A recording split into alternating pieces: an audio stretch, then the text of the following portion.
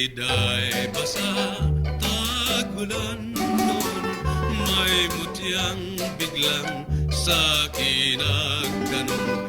Kung nais ko raw siya ay tutulong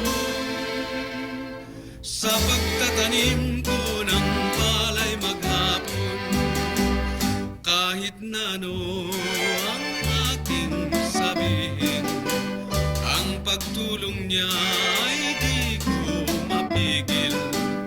Ang sabi ko pa, huwag na neneng ko, at mapuputikan lamang ang bakya mo.